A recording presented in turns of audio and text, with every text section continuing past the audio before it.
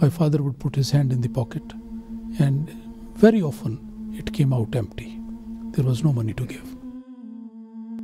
He was a person who received the revelation of God. I believe that he was no doubt a living treasure as long as he lived. Assalamu alaikum and welcome to Servants of Allah, a brand new series from MTA International. In this series of programs, we'll be listening to some truly astonishing stories from some of the Ahmadiyya community's most dedicated servants. Individuals who have endured great sacrifices for the service and spread of Islam, and thus truly became the servants of Allah. In today's program, we will be discussing the life of a great personality of the Ahmadiyya Muslim community. By that I mean Khalid Ahmadiyyat, Hazrat Moulana abul sahib jalandari. Joining us here in the studio for our discussion is his son, Moulana Mujib Rashid sahib, who is currently serving as the missionary in charge here in the UK. Imam sahib, assalamu alaikum wa rahmatullah. Wa alaikum assalam wa rahmatullah wa barakatuh. And jazakallah for joining us here in the studio. You're welcome. Imam sahib, though it's a very difficult task to encapsulate all of the various aspects of your father's life in just one program, nevertheless, we will touch on various aspects of his personality, his experiences and services for Islam and Ahmadiyyat.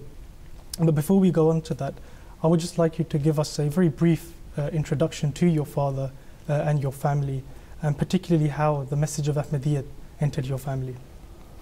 Well, Bismillah ar-Rahman ar-Rahim.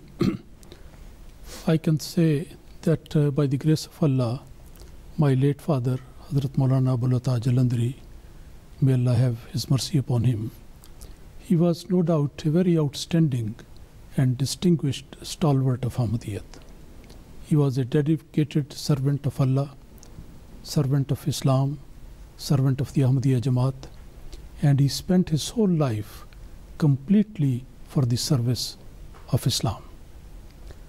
His family history, actually it begins in 1902. In Kriha, a small village in Jalandhar, district of India, that is where my ancestors used to live. And my grandfather, with the name of Hazrat Munshi Imamuddin, he was the first person who accepted the promised Messiah ﷺ in 1902. My grandfather was, mashallah, very dedicated to Ahmadiyyat. He was a companion of the promised Messiah. He did the Bai'at. So with that background, he was so firm in his faith that he immediately decided to dedicate his son. As a matter of fact, he has mentioned that I decided to dedicate him even before his birth. So in 1910, he took my father into nearby village with the name of Karyam, and there the community members in that area, they used to offer their Jummah prayer. So after the Jummah prayer, my grandfather, he presented my father to the people over there, and he said, "This is my son." He was only 6 years old at that time. "I have dedicated it for the service of religion and Ahmadiyyat." So I request everyone to pray for him, and particularly I wish, because of the background that he had, he was saying, and he said to the people that especially pray that my son, this son of mine, should become so capable that he is able to defeat Maulvi Sanaullah Amritsari, who was a staunch opponent of Ahmadiyyat.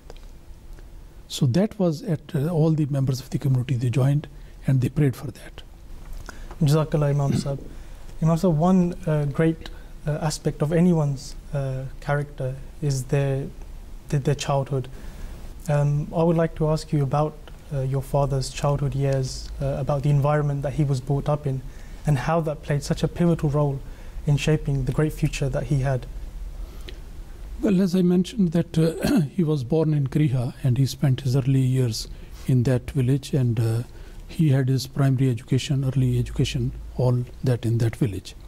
It is mentioned in our records that in 1906, in 1910, Hazrat Khalifatul Masih II, he paid a visit to Jalandhar area, and on his way back he also passed through this very village, Kriha.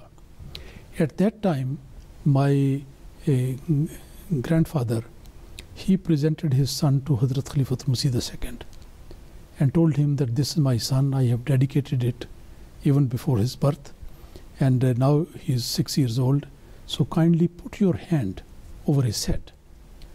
And Hazrat Khalifatul Masih II, he very graciously put his hand over the head of my father. And after that basic education, when he finished, then his father, my grandfather, decided that he should take his son to Qadian for further education. So when he went to Qadian, then he was immediately admitted into Islam Ahmadiyyat. There he started his education.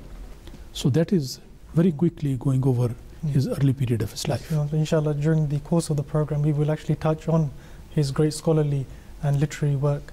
But one thing I would like to mention here is that when one studies the life of your father, we find that in the early part of his life, he was known as Allah Ditta, more commonly. However, towards the end of his life, he was more commonly known as Abul. Yes. So the question is that how did this particular transition come in the name? Well, as far as I know, and I have heard something from my father as well and read, the thing is that when my father started writing articles as a missionary as well later on, the articles, mashallah, they were very good, very convincing, very beautiful. People used to enjoy that. Many people mentioned to Hazrat Khalifatul Masih II, and once it is mentioned that Hazrat Khalifatul Masih himself has also mentioned that your articles are very good. We enjoy that. But when we come to the end of the article, where the name of the writer is there, that we read Allah Ditta, which looks a bit not so common a name, and as if we breaks the spell of reading a very interesting, useful article. So better the name should be changed. So some people suggested different names. Somebody suggested name should be changed to Ataullah.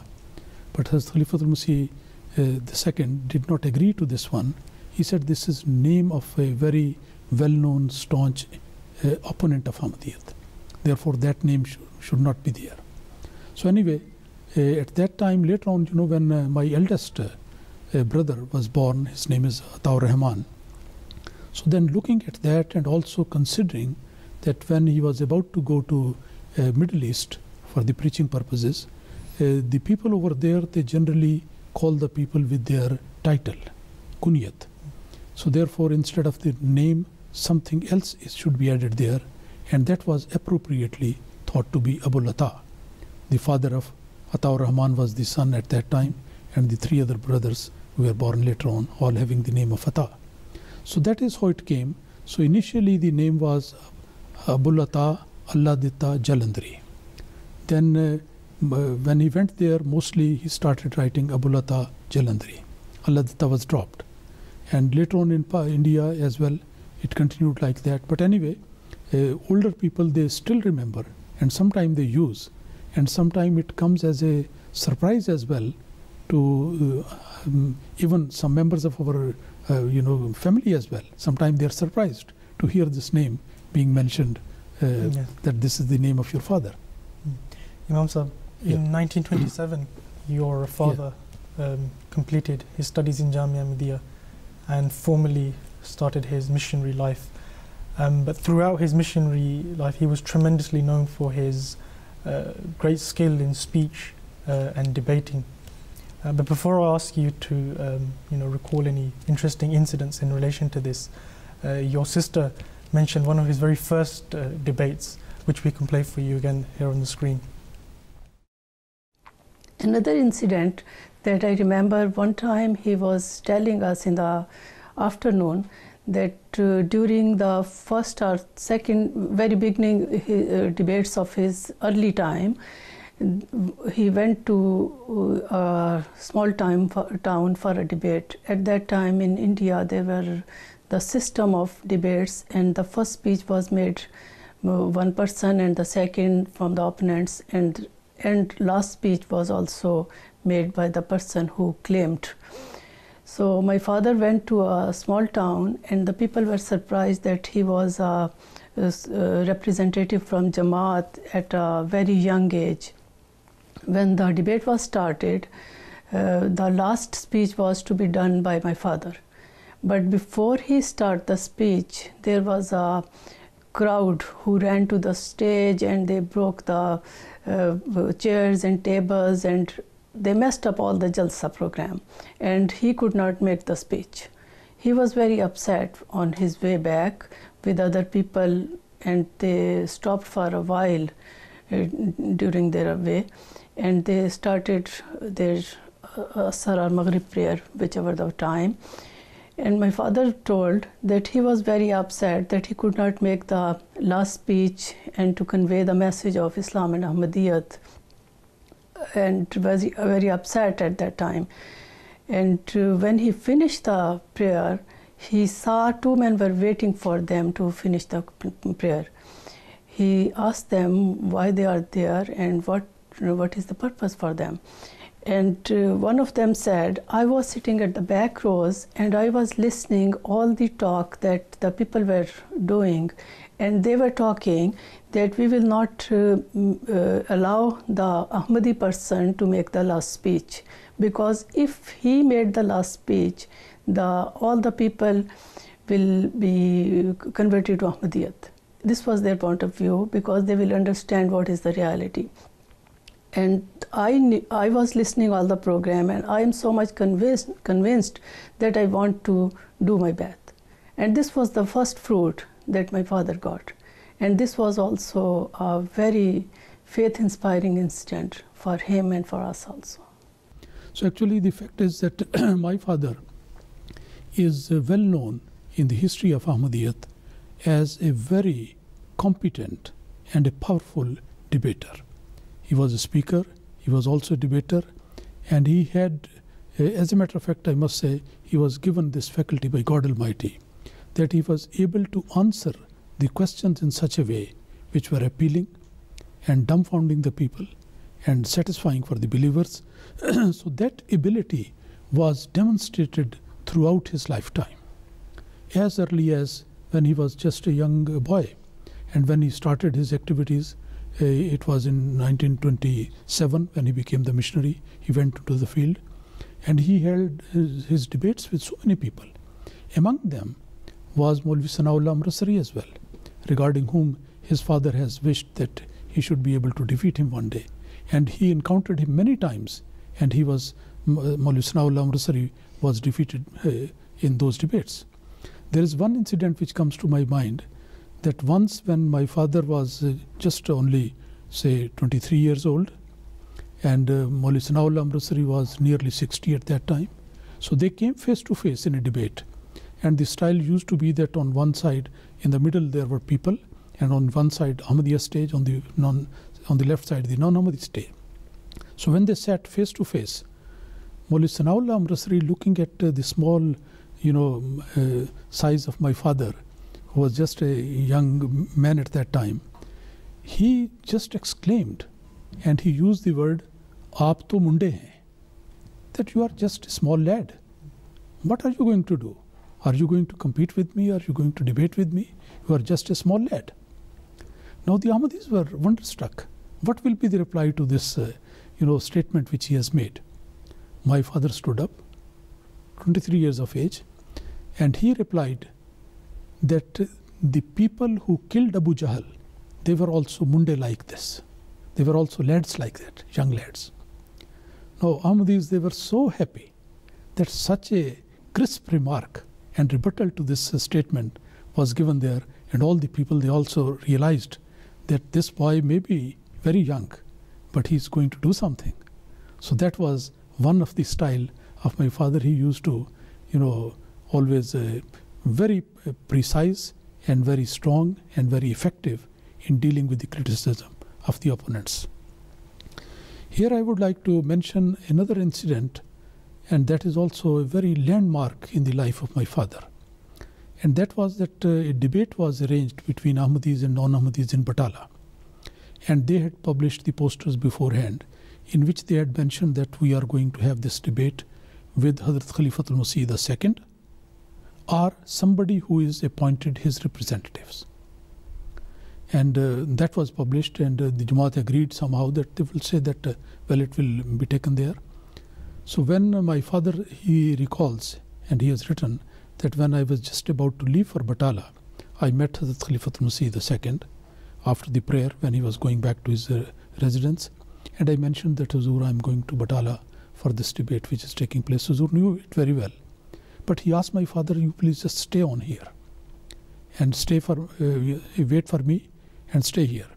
Huzur went inside, and immediately he brought a paper, and on that he has written a statement. And he handed over the statement to my father.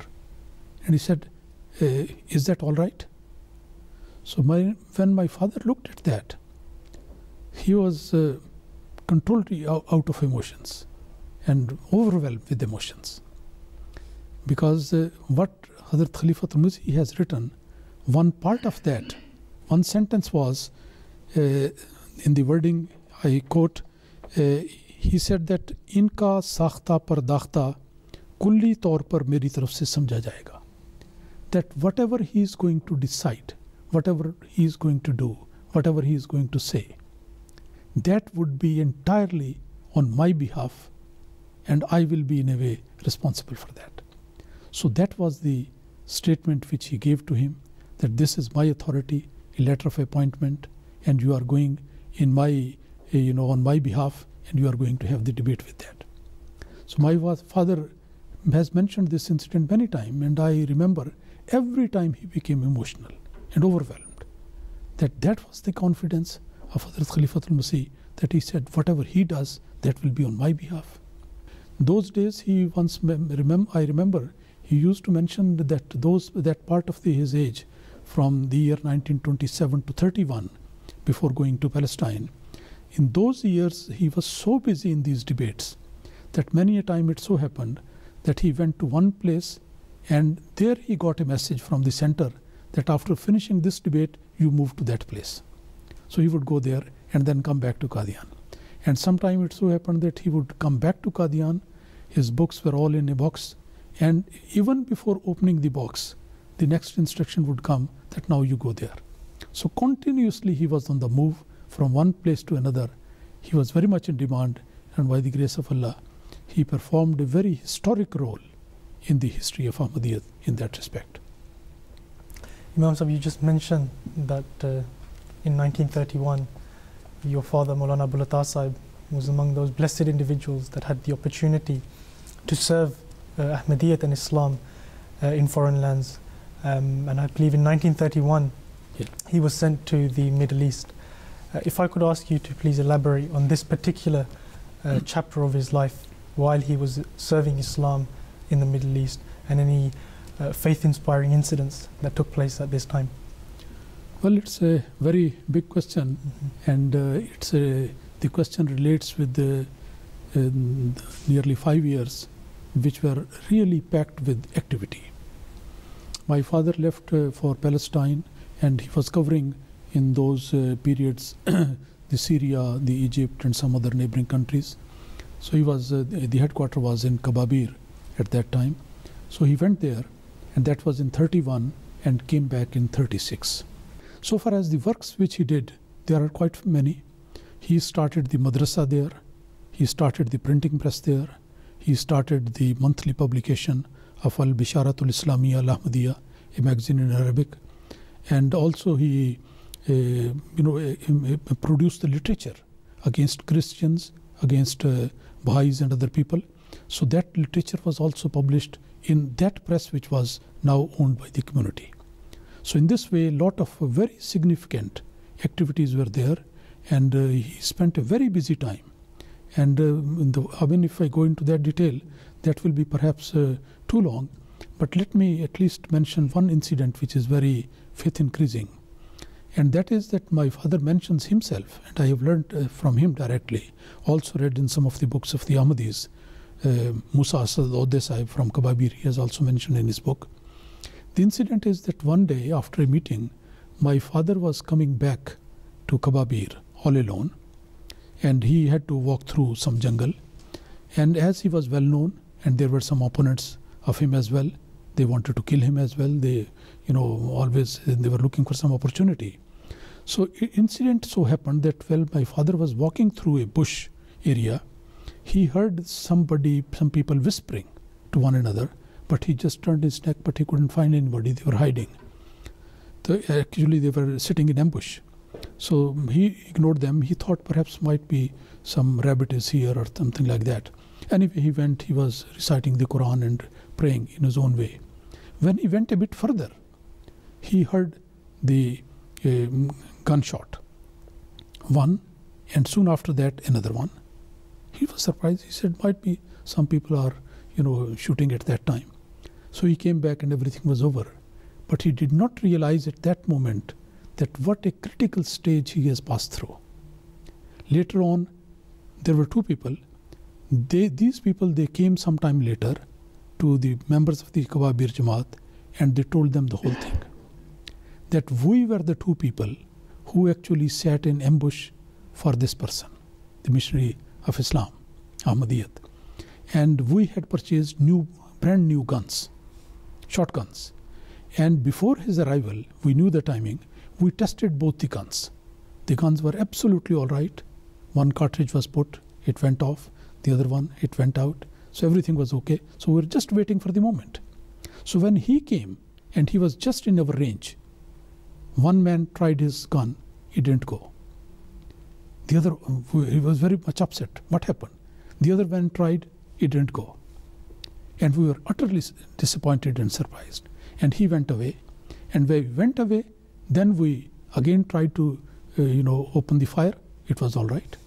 The second one tried, that was also okay. So that is what happened. So that is a very inspiring instance in his life, that how God Almighty saved those people who went out of their homes in order to do the service to the religion. And anybody who goes out of his place, actually it is Allah Almighty who becomes his helper and guide. He is the protector. So that's a very inspiring instance. There are so many others, but I would like to... Imam Sahib, we've just heard various incidents from Moulana Abul Sahib's life while he was serving in the Middle East. And I think that the interview would be somewhat incomplete if no reference was made to the great character of your mother, the wife of Moulana Abul Sahib, because no doubt this was a very testing time, and she had to endure great sacrifices to bring up the family while he was not there. So if I could ask you if you could just elaborate on some of your mother's aspects of her character. Well, I think as a matter of fact, in the life of a person, the role of the wife is always very important, and particularly in the case of the missionaries, and especially when the missionaries have to go outside and the families are left behind. So in that case, in that perspective, I can say the role of my mother was really very immense and very glorious. After the marriage, I think it was not very long time when my father had to go. So he went alone, and my mother was there to look after her grandmother. She was living in the same house. And then the children from the previous marriage of my father and brothers and other family members, they were all there. So in that case, the role of my mother was first to look after her mother-in-law and also the other family members, because they were younger and they needed some help. So I think that role was carried out. I mean, the details are too many to be mentioned, but every member of the family was really appreciative of the way my mother carried out her duties and looked after the whole family affairs and all that. And that was very important, because they had to have the education or other needs and requirements of the family were there. So these are the things which he was very particular about that, and he really looked after them, because it was not a period of only 1 month or so, rather it was a period of nearly 5 years. So during that 5 years, when a missionary goes and the mother is not feeling well, for example, then the missionary is more concerned about the mother at that point. And it was my mother who was looking after her mother-in-law, and that was a great consolation for my father as well, for all other members. So in this way, I think the whole responsibility was discharged together. Of course, my mother's mother-in-law was the head of the family, and he was there to look after all these things. But there must have been somebody else to support her and to carry out whatever she says. So that role was carried out by my mother. Imam Sahib, one of the many qualities of Moulana Abul Sahib was that he was very hospitable. But one of the things with that is that that responsibility had to be shared with the arrival of so many guests coming to his house. Obviously, your mother had a great role in that particular quality of his. And your sister made reference to this when we interviewed her, which we can play for you right here.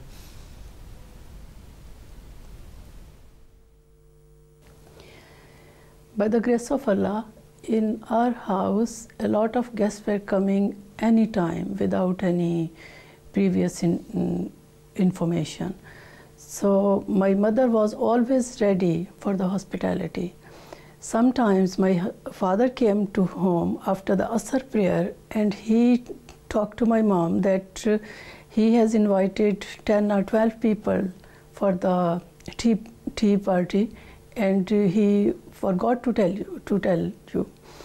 And at that time, without any hesitation, my mother was ready to accommodate all the guests and to serve all the good things for them. I remember the time when Hazrat Khalifatul Masihul Rabi Rahimahullah visited Toronto, and at that time I was living in Brampton. My mom was also here, and Hazur asked two questions to my mother. One question was that Moulana Sahib was very excited to invite people for dinner or tea or any time. How did you manage all these things?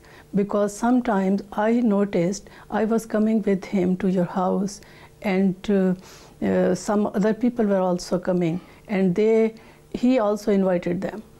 And how did you manage more than more people at that time? My mother laughed and said, she said that whenever he used to tell us that he has invited 10 or 12 people, I used to make the arrangements for 20 people. So Huzur was very happy that this is the thing. My mother told me an incident that once she had severe headache and she was very sick, and my father prayed for her and then came to my mother and said, I was praying for you and I heard the voice, overwork. It means that you have done a lot of work, and the cause of your headache is the overwork. And my mother was very happy at that time that Allah knows that she is doing so much work at the house. And then my father told her to do a little bit less work, so inshallah you will be fine. Imam Sahib, we discussed the fact that Moulana Abul Sahib was a tremendous speaker. He delivered many speeches, took part in many debates, but at the same time he was also a prolific writer. You mentioned that he started to write at the tender age of just 14 years of age, and throughout his life he wrote thousands of articles and hundreds of books. If you could just elaborate on his literary contributions and his scholarly excellence. Well, this is another area which is very, very profound and very vast and very elaborate. The thing is that, Alhamdulillah, I must say that my father was really a man of pen. And he made use of this ability, completely dedicated for the service of Islam and Ahmadiyyat. He has written more or less, big and small, all-inclusive, nearly 100 books. That includes even small pamphlets altogether. And I would like to mention about the monthly publication of Al-Furqan. That my father started very early when he used to live in Ahmednagar near Rabwa, and it continued until his demise in May 1977. For 26 years, it was in service of the Jamaat. It was his personal venture. All the expenses, he was responsible for that. Although the contributions were there, but they were not enough. He had to make his personal contribution all the time. But the quality of the magazine was so much literary that the members of the Jamaat, whenever they heard any criticism anywhere, they would send that to my father, and he would write a reply, and that would be published within a month. I remember once the non-Ahmadis criticized that why we have given the name of Masjid Aqsa to the mosque in Rabwa. So in reply to that, all the Ahmadis were waiting what reply would be coming. So my father arranged in such a way that the Ahmadis in various areas of Pakistan, wherever they happened to see a mosque with Masjid Aqsa, its name written, they took the photograph. And nearly 20 photographs were published in the next issue of Al-Furqan, along with a detailed article explaining everything. So that was the way how this magazine was working very efficiently. And Alhamdulillah, it was a great tool of tabligh and reply to all the allegations which the non-Ahmadis raised. Here one very interesting thing comes to my mind, that once I happened to go on Waqf-e Arzi to Murray Hills, and my respected teacher Mir Mahmud Ahmad Sahib Nasir and Farooq Sahib from Multan, they were also there. So three of us, we went together, and one day we decided to go to deep down into the hills near Kuldanna, into a place where the seat of the Moda Sharif, Pir of Moda Sharif, that was his residence, and we decided that we should go and see him, just to convey the message of Ahmadiyyat. So we three went down. It's a long story. Steep hill was there. So when we arrived there, we were received by the attendants, and we were immediately taken to the Pir Sahib.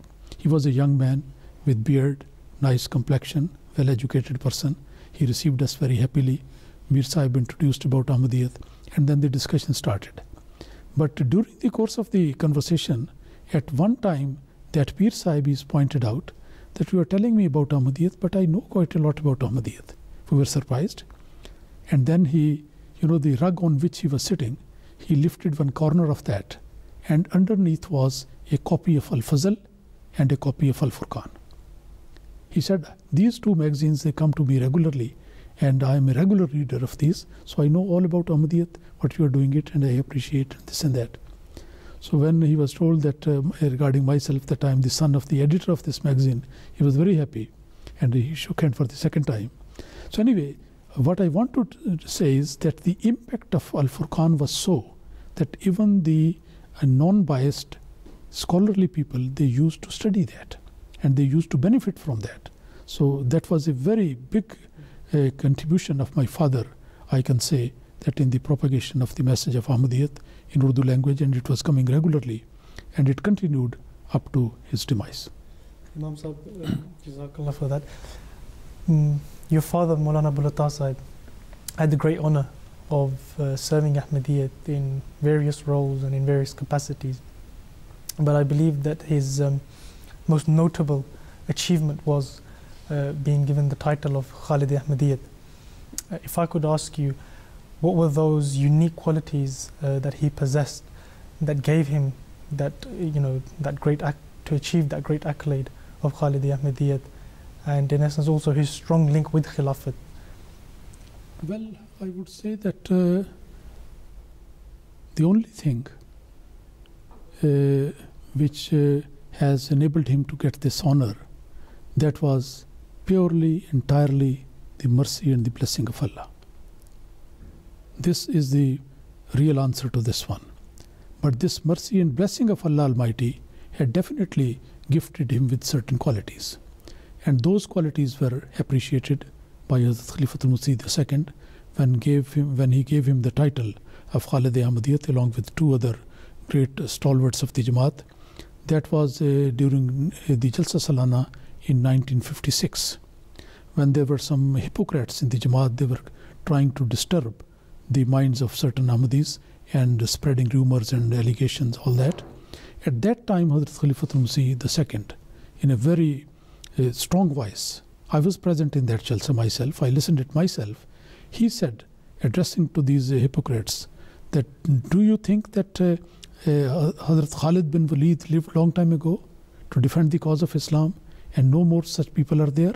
Even God Almighty has gifted me with such great, defenders of faith. They would, shatter all your arguments, and they will reply to all the allegations that you are raising against the community. Then he mentioned the name of Moulana Jalaluddin Sahib Shams, and name of my father, and Malik Abdur Rahman Sahib Khadim. So, and then he prayed that Allah Almighty enable them and give them the life to carry out their duties like that. So that was the background of that. But here I would like to mention one thing, that as I said, that I was present in that meeting when this title was given to him. I came back, and naturally my feeling was also, I can't describe in words, because that was a great honor bestowed upon my father. When I came home, sometime later my father also came. So my mother was there, other family members, and my father was carrying a bag in which he had brought some sweets to commemorate that, because that is the normal way. Whenever something good, you distribute the sweets. So on his way back, he purchased that and brought. Anyway, the sweets were left there, but then he sat down, and then he started slowly, talking and mentioning. And that was a moment when very rarely I found my father. He was, he could not speak, or he could not express his feelings. He was short of words at that moment, because he was full of emotions, and tears were rolling down on his cheeks. He was very emotional. And always his style was that he used to say that, "Oh Allah, how can I thank you? I was just a young lad in a small village in Kriha, not well educated, but you gave me everything, and you gave me this honor today, that the Khalifa of the time has declared me as Islam Ahmadiyyat." So he could not, express himself fully, but in broken words he expressed. And as a matter of fact, everybody in house at that time, they had these tears of gratitude in their eyes. So that was a very, very emotional thing, and that is how he was. Imam Sahib, as I mentioned, that your father had many responsibilities, and one of them was that he was able to serve as a principal of Jamia Ahmadiyya. So we were able to contact one of his students, Moulana Abdul Wahab bin Adam Sahib, and he mentioned a very interesting incident that illustrates his great love for Khilafat and his obedience towards Khilafat, which, as I explained, was the essence behind him given that title of Khalidi Ahmadiyyat, which we can play for you here. At one time, as a Khalifat al-Masih said, Rahmahullah, was to travel from Rabwa to Islamabad. It was going to be for about 3 or 4 days only. But you see, as tradition demands, when the Khalifa is not at the base, he appoints somebody as Amir Maqami. Amir Maqami means the one who sits in for the Khalifa. And I went to the Masjid Mubarak for prayers. It was, I believe, Maghrib prayers. And after the prayers, he called me and told me that I'll be traveling, and I have decided to make you the Amir Maqami. Tears began to flow from my eyes. And because I thought I never deserved this type of, honor as well as blessed position. But what surprised me most was that the following day, when he was due to travel, he sent a letter to me in writing, sent by his private secretary, in which he had said that he was appointing me the Amir Maqami and Maulana Bulata as my assistant. I nearly fell down, unconscious, because it is something unimaginable that a person who was my principal, a person who has been so kind and gracious towards me, if he had even been made the Amir Maqami and I, as his assistant, I would still consider it to be something very, unusual. But for me to be the Amir Maqami and for him to be my assistant was something that baffled me completely. Now, it was a Friday, and that Friday we needed to ensure that the Friday prayer service was organized. So I went to his house, and I told him that this is the information I've got from Hazrat Khalifatul Masih. He said, yes, I know it because a copy of the letter was sent to me. So what about that? I said, today is Friday and we need to organize the Friday prayer service. So I have come to request you to lead us in prayers. He said, no. You have been appointed the Amir Makami, so it is you who must lead the prayers. I said, no, I can't. In your presence, I will not be able to lead the prayers. He said, well, it is you are right, but if you ask me to do it, you are giving me an instruction to do it, then that is an order, then I will have to obey. Because this is what Hazrat Khalifatul Masih has said. And I was really baffled because it doesn't generally happen. Somebody who has been your principal, in every way he is superior to you. And if he's made you assistant, it could be just a formality. But to take it literally the way he took it and be prepared, to more or less not only cooperate with me, but to take whatever I would tell him and do accordingly is something that can happen only because Moulana Bulata was somebody who believed very, very strongly in the institution of Khilafat. So I told him that it is a request that I'm making to him to lead in the prayers. So he said, okay, I will do it. When we went to the mosque on Friday, Moulana Bulata announced before he delivered the Friday prayer service that in actual fact, Hazrat Khalifatul Masih had traveled out of Rabwa. I was the one who had been made the Amir Maqami. He is an assistant. And it is under my instruction that he was leading in prayers. Now you can see for yourself the humility of this person, despite his greatness. By then, he had been given the title of Khalid Ahmadiyyat. So nobody had any doubt at all whatsoever about his scholarship, about his greatness, about his expertise in handling, human beings and handling the affairs of the Jamaat and so on and so forth. And if he could be so humble as to take the word of the Khalifa literally and go by it, then it is something which is a matter of great resolve. Yes, it's a wonderful narration that Wahab Sahib has mentioned. I would like to say that my father was really a most humble servant of Khilafat. And he was very lucky that when he came to Qadian, it was 1916. Then nearly for 50 years, he had to work in close with Hazrat Khalifatul Masih II. And Hazrat Khalifatul Masih II, he was so kind and so compassionate, so encouraging and so appreciative. And one of the appreciation we have already discussed. There is another thing which comes to my mind and that I would like to share with all. And that is when after the completion of nearly 5 years of tenure in the Middle East, when my father came back to Qadian, that was another memorable day in his lifetime and for us all. And that was that on the railway station, in order to receive my father, Hazrat Khalifatul Masih II himself graciously arrived. And he waited for the train to come. The train has not yet come. It was just few minutes away. He arrived there, he waited, the train came, and then got it slowly. And now you can imagine a missionary coming back to Qadian after nearly 5 years. Hazrat Khalifatul Masih, the gracious father, he was very anxious to meet such a dedicated servant.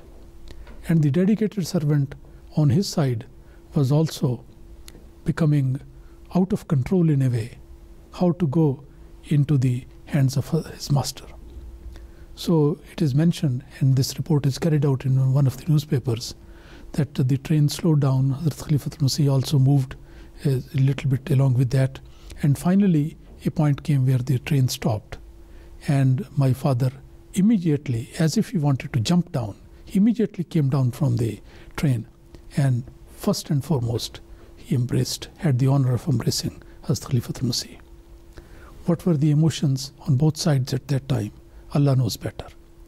But it was an embrace of gratitude, an embrace of appreciation, and an embrace of expressing God to God Almighty, expressing thanks to God Almighty. After that, another thing happened. There were a lot of people there who were at the station. So my father, naturally they wanted to meet my father. So all of them, they started shaking hands, some embracing him. Hazrat Khalifatul Masih II, he stayed on the platform of the railway station until all the people have met him. And when everything was over, then Hazrat Khalifatul Masih asked my father to sit with him in his own private car, and then brought him to Darul Masih, where my father went to the mosque, offered the nawafil, and then he went to his home. I have mentioned the whole thing very briefly, but I think there is an ocean of emotions in this narration, in this incident. And what would have been the feeling there of my father, that I have come after my humble services. That was a part of my duty. And how gracious is Khalifatul Masih, that he personally came to receive him. So that is an indication that his services was not only dedicated to the community, but the Khalifatul Masih was also appreciating his services. And the relationship of love and affection and kindness was on both sides. So that is something very important and very historic in the lifetime of my father. Master, we've spoken about your father's great services for Islam and Ahmadiyyat, and also his great attachment to Khilafat Ahmadiyyat. But if I could ask you to share with us very briefly some aspects of his character that perhaps the normal public did not get to see, but as a son you were able to witness, how he was like at home, in his private time, in his leisure. Well, I would say that my father was very kind and very compassionate, and he was not at all creating any distance between the children. He was just like one member of the family. Of course, he was held in great esteem by all the family members, but he was always trying to break that barrier of distance and come closer to them. I remember sometime in the days of hot weather in summer, there are some sort of sport, or something which is called baratani, with the 12 things they put on the paper and then move them right and left, and they score their number. That's a very interesting game in India and Pakistan, that my father used to play along with the children, just to spend the time and to bring them closer, because there was always a relationship of extreme love and obedience for the father. And that place which he enjoyed, that also gave him the opportunity to look after the children. For example, take the example of this prayer. My father was very particular about offering of the prayer. He was a great lover of that. He would never miss any prayer. He would never miss any tahajjud prayer. And he would always ask the children to get up, particularly in the morning. All the children, young and old, he would say they should get up and offer the prayer. He was just like following the example of Hazrat Ismail alayhi salam, and he was very particular about that.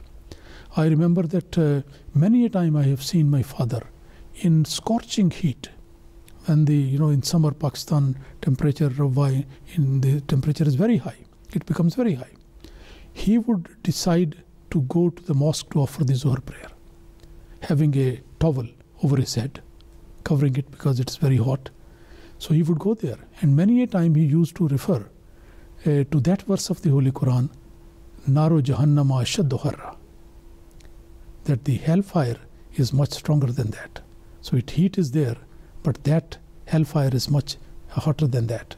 So bringing that point into his mind, he would go out, he would drink a glass of water, have a towel over his head, and go for prayer in that heat.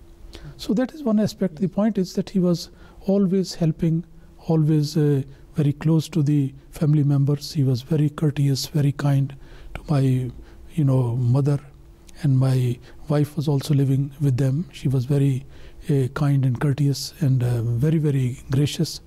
And my children, because when I came to UK, then my family was there for 3 years. When I went to Japan, again my family for 3 years, they were with them.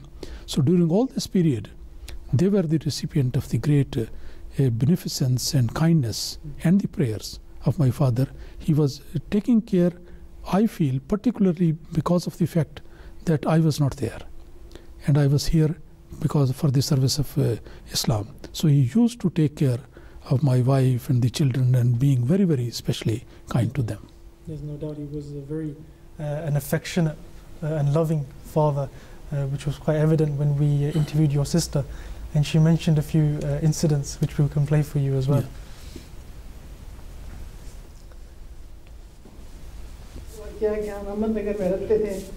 मेरे भाइयों ने कहीं से ना मछलियाँ पकड़ी, जैसे जाते हैं बच्चे, अहमद भाईजान, शाहिद भाईजान, तार मुझे फिशिंग करके आए। वो छोटी छोटी मछली थी, बहुत छोटी होती है। तो अम्मी जान हमारी मरहुमा बहुत मज़े की मछली पकाती थी। उन्होंने मछली पकाई, बहुत मज़े की थी, सब ने खाई। लेकिन मैं ज़रा शायद बिगड़ी हुई थी लाड में, मैं कांटे वाली मछली नहीं खा सकती थी, छोटे छोटे कांटे थे। मैंने ना खाया, खाना ना खाया, और मैं ऐसे ही ना नाराज़ होकर तो सो गई। जब घर आए अब्बा जान शाह की नमाज के बाद, कोई मीटिंग के बाद, तो अम्मी जान मरहुमा ने बताया कि आज आपकी बेटी ऐसी सो गई, उसने खाना नहीं खाया। कुछ लगे क्यों नहीं खाया, कि मछली कांटों वाली हमने पकाई थी तो उसने खाने से इनकार कर दिया। अब्बा जान ने कहा लाओ खाना कहाँ है, अम्मी जान ने दिया गर्म करके। मैं सो रही थी, बड़ा मुश्किल होता है बताना, जज्बात ऐसे होते हैं, यादें आ जाती हैं। तो अब्बा जान मेरे पास आके बैठ गए, बिस्तर के पास खाना रखा हुआ ट्रे में, कांटे निकाल के मुझे खुद अपने हाथ से उन्होंने खिलाया। उस वक्त का लुत्फ और उनका प्यार कभी नहीं भूल सकती। Imam Sahib, we're fast approaching towards the end of the program, but there's one particular question that I think that we cannot leave out, and I believe that's the most vital part of your father's great character, and that was his very high level of piety, righteousness, and his very strong link with Allah the Almighty. But before I ask you to shed some light on this particular aspect, your sister mentioned a very interesting thing in relation to this, which we can play, and then inshallah you will shed some further light on this. Another thing I would like to tell about the true good relationship with Allah Almighty was when he was about to leave Qadian and he was going to Palestine for the tabligh. He was very much worried about the family he was leaving behind, and he prayed to Allah Almighty to give him strength and steadfastness and to help him in the way of the tabligh. At that time, he told my mother that I have heard the voice, जो खुदा के लिए घर छोड़ता है, खुदा उसका हो जाता है. Whosoever leaves his house for the sake of God, Allah helps him, Allah is with him. So he gave this glad tidings to my mother that don't worry, Allah will be sufficient for you and me during my stay in Palestine, and he will take care of you and the family also. Well, if you ask me that what was the high point of the conduct of my father, I would pick up that his prayer to God, link with God Almighty, and his entire trust in Allah Almighty. That was so much that I think that covers all the aspects of his life. I just give you some examples. In our home, whenever any member of the family, me or my brothers or sisters, they wanted to have some money to get from father, they would go and say that we need this much. My father would put his hand in the pocket, and very often it came out empty. There was no money to give. And he would say, okay, you come tomorrow and I will give you. So next day we would go and the money was there. So we used to always discuss between ourselves that what is this magic?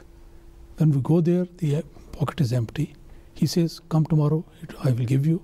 And next day the money is there. So what happens during the night? So sometimes we used to say that perhaps our father has got a minting machine which he operates during the night and the money is made available. And I think we were right. He had the minting machine of the prayer, of the tahajjud prayer. And that he used to, at that time he used to pray, and Allah Almighty used to provide all these things. My mother relates that once they went to Kashmir, and on their way back they had to go because the leave was finishing. So he asked the whole family to get ready, and they boarded the bus because the payment was to be made at the end of the journey. Money was not there. No money was there. So, but he was confident that something will be done. So on the way, the bus stopped near the post office. He went to the post office and found out, is there any letter or anything for me? There was a money order waiting for him. The money arrived. So out of that money, he paid the expenses and he was back in Qadian. So in this way, all these things are happening there. Once my mother relates that when he went to a Jummah prayer, members of the Jamaat, because the weather was very hot, they requested him to kindly pray that we should have the rain because it's getting too hot. So my father, along with all these present people, he prayed. And then when he came back, my mother narrates that my father went out of the built-up area, in the open area, right in front of the rooms, and he took off his shirt and sat down on the charpai, on the cot there. My mother asked him, what is this? And he said, today we have prayed for the rain to come. And now I am sure that the rain, inshallah, is going to come. So I am waiting for the rain to come. That's why my posture is there. I have taken off my shirt. And very soon the cloud came and it was the rain. So his confidence on one side and the blessing of Allah Almighty on the other side, all these things are there. And similarly, there are other things which I would like to say, that he was in a way very sure about the revelations and the informations which used to come to him. One interesting thing I want to say is that once when he was not feeling well, he specially prayed and asked Allah Almighty, kindly tell me how much is my life, how long I am going to live. And he narrated, and I am personal witness to that one. He said that I was shown a big bottle, just like the juice bottles, and there was a label on that. In the bold letters, it was written, Sharbat-e-Zindagi. This is the syrup of life. And underneath the wording was, Ye sharbat 75 baras tak karamad rahega. This syrup will be valid for up to 75 years. He said that I was very happy to see that dream. But particularly I was grateful to Allah for the word useful, karamad. That I was sure that I am not going to be just here in this life doing nothing, but I will be doing my job and duties up to the last moment. And he passed away according to the lunar calendar at the age of 75.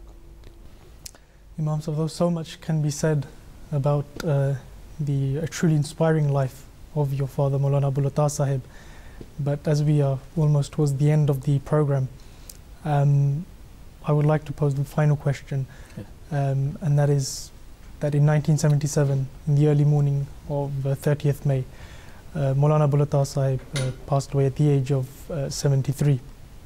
Now, no doubt this was a very great loss for not only your family members, but also for the whole community. Your father was such a personality that touched everyone's hearts. Before I ask for your reflections about this particular time and how you got the news, your reaction, the Jamaat's reaction, there are some certain reflections from the members of your family which we would first like to play.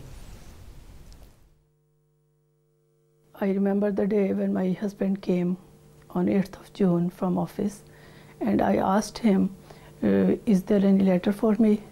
And he said, yes, I have a letter from your principal, and you can open it and you can read it. I was very happy, and I opened the letter, and this was the condolence letter on the demise of my father. The same day when I received the news, and I was crying all the day and night, few moments when I had a little blinking of my eyes. There were little bit time that I slept, And I saw my father in my dream at that time, and he was helping me to be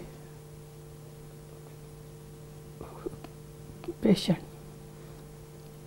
So I cannot forget those moments.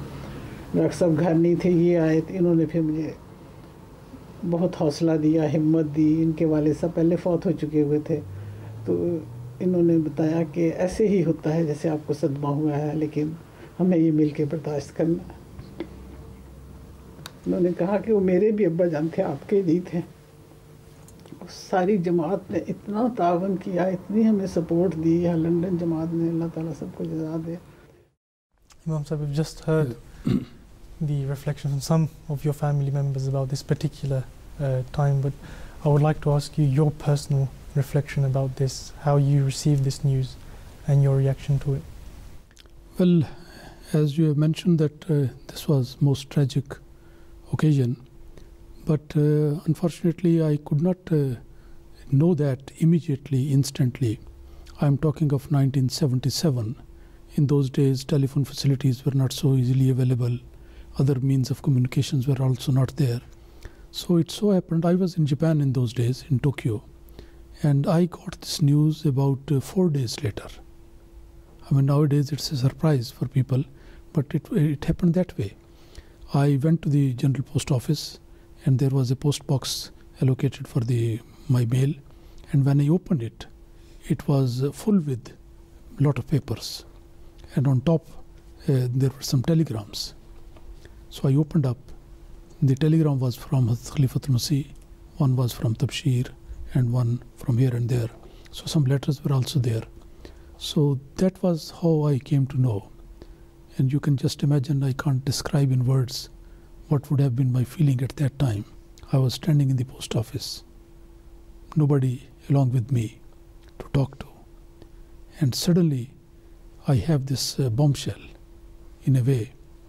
And I felt as if, the roof of a room, when it is blown away, that sort of thing was there, that roof is no longer with us. And also I consider, and profoundly consider, that my father was a trier of prayers for us. And I'm sure that he is still, because the relationship, according to Islamic understanding, that remains with those who leave you there. So I wish that this relationship should continue, and we continuously get the blessings of our departed ones. So I believe that he was no doubt a living trier as long as he lived. But his wishes, his desires, his prayers, they are going to continue for us all, and may they continue forever. Jazakallah, Imam Sahib. Unfortunately, that's all the time that we have for today's program, but I would like to thank you and also the members of your family and friends who gave us a very valuable insight into the life of your father, Moulana Abul Ata Sahib. Jazakallah once again. Inshallah, join us in the next program of Servants of Allah, when we will be discussing another famous personality of the Ahmadiyya Muslim community. Until then, Assalamu alaikum wa rahmatullahi wa barakatuh.